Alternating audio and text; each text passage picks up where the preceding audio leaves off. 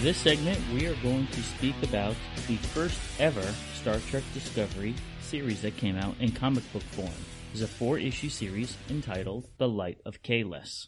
It actually came out during the time when the series was on. Yes, during season 1 of Discovery. Yes. It came out, yes. So it was written by Kirsten Beyer and Mike Johnson, art by Tony Chastain. Well, remember when we were picking them up issue by issue when Star Trek Discovery first came on? Yes, and so, I mean, I didn't appreciate it as much then as going back and reading it now. And also because I started rewatching season 1 of Discovery, I noticed that in the second episode of Discovery, because I had forgotten this, but they actually had flashbacks of T'Kuvma as a child, and it showed him discovering the ship that was in these comics. Mm-hmm. So it does have that tie-in to the show. That's one of the things that they said, that yes, these comics are not going to be canon, but since we have people involved with the show, they have some insight. They're going to do the best that they can to make elements tie into the show. And I think that's the best thing about reading comics fresh off of the shelves. We continue to do that. But this was exciting for the time, because in 2017, they didn't release an entire series of Discovery comics, but instead miniseries. So The Light of Kahless. Let's go over what it's about. Remember, Discovery was actually 2 different storylines. The first half was primarily about Klingons. The second half was primarily about the Mirror Universe. So this is about the Klingons. And it fills in some backstory about T'Kuvma, about his childhood, and then later goes on to talk about how he became like a messiah, or the new Kahless to the Klingons. So it says that he as a child, he was sort of an outcast. He wasn't really liked by the other Klingon kids. He was raised on Kronos. He lived with his sister and his uncle. His father had died. And he was being taunted by some kids, and he ran away into the forest. This was the very beginning of the first comic. Running away from kids, he ran into the forest and found this big ship that had been abandoned. And then he finds out that his older sister is there. And she already knew about the ship, and she explains to him that it had belonged to their father and even generations before them. And then it goes on about how their family line used to be more important to Klingons, and now they're practically nothing. Their family house is just it's gone downhill. They're nobodies, but they used to be important and have servants, and the people who served them were actually, people who loved and respected them. And the descendants of those servants are working on this ship, trying to restore it. They've been cleaning it up all these years, and they plan to fly it away someday, was the idea. What's interesting, when we saw this ship in Discovery, we couldn't recognize it. It didn't have any feel of anything that we've seen before in the Star Trek universe. It almost looked like something that came from the Aliens movie series. But this comic explains why that is, why it had that organic look. Because it's a ship that's in ruins. It's an ancient ship. Yes, it's an old ship that they just started to rebuild. And at this time, his sister was also a child, and his sister had this dream of flying this ship away and uniting the houses, or becoming someone important. And as the story goes along, we find out as she grows up, she kind of loses her dream. That was interesting, because at first I thought she was this wiser person, but then it turned out that she grew up in a different direction. She decided to get married instead, and had lost the dream of becoming more important to her people. And I think that is one thing that I enjoyed about this series. Instead of everyone wanting to be a warrior, it showed people in different aspects of the Klingon society, different roles as well. Yes, even T'Kuvma, because what he decided, he wasn't trying to be a warrior. Even though, he did learn to fight. They said, I guess that's important to all Klingons, to know how to fight with the Doktog and with the Batleth. But he wanted to go to Boreth and become a monk and study the ways of Kahless. And that is what he did. He went to Boreth and supposedly stayed there for many years. Now, I don't think the story actually said how long he was there, but on Boreth, they do a lot of tests to build your strength.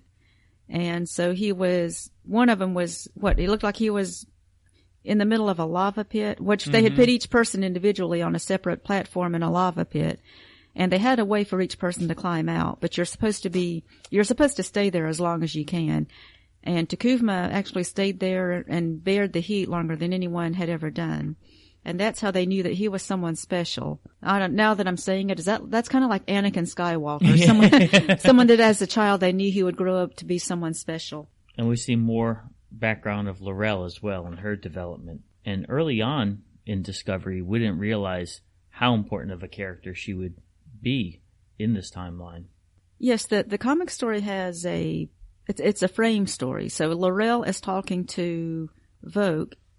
And yeah, so it's L'Rell telling Voq the story of Takuvma, because somehow L'Rell had, she already knew this story that she must have heard from him, and Voq had never heard the story. And then that's where we get to the part about learning about Takuvma, because L'Rell is telling all of this to Voq. Heavy use of the Klingon that was an albino, so we're seeing that character more so.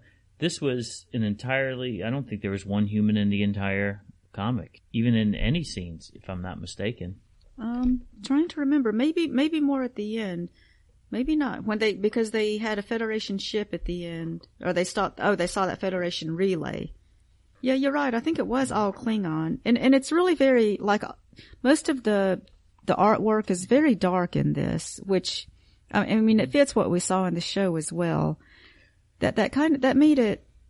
I mean, that made it less interesting for me, just being so dark. But it fits the story, and it fits the Klingons as we know them from Discovery.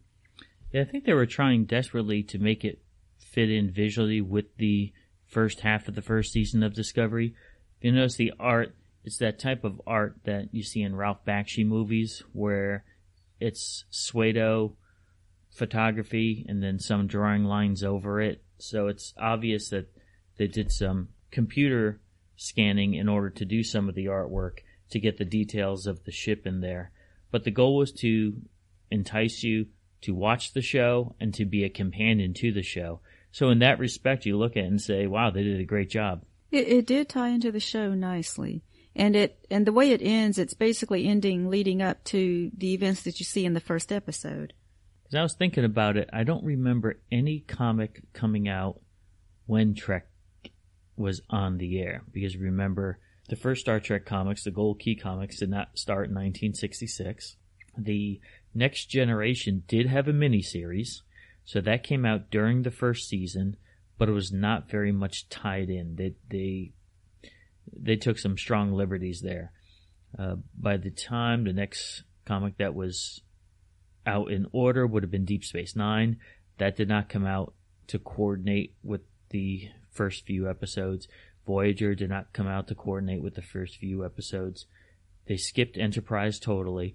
So this is the first time a Star Trek series has a comic that not only is coming out to coincide with the show and the plot points in the show, but also having people involved with the show working on it. So that's one of the reasons why we enjoy reading the IDW Star Trek comics so much, is because you can enjoy reading and watching the show together. Yes, and of course they're also doing that with the novels. They have there are Discovery novels that are coming out in sync with the show, and they have the writers. We at least know that the writers are working with the writers on the TV show to make them line up together, even though the books are still not considered canon, but they are trying to sync them with the show as much as possible. So it was an enjoyable read. We got to see some developments that they end up changing within time.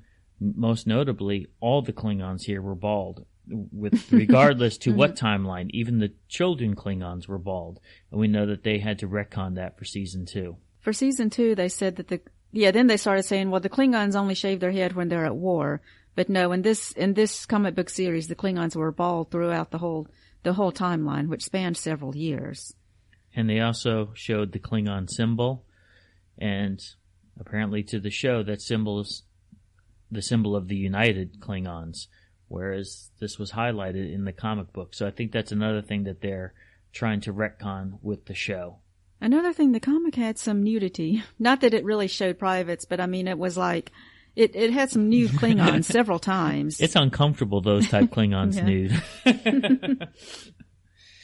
But it was an enjoyable read, and we have all the Discovery comics. We keep up with them, and we look forward to discussing the series even further as it develops.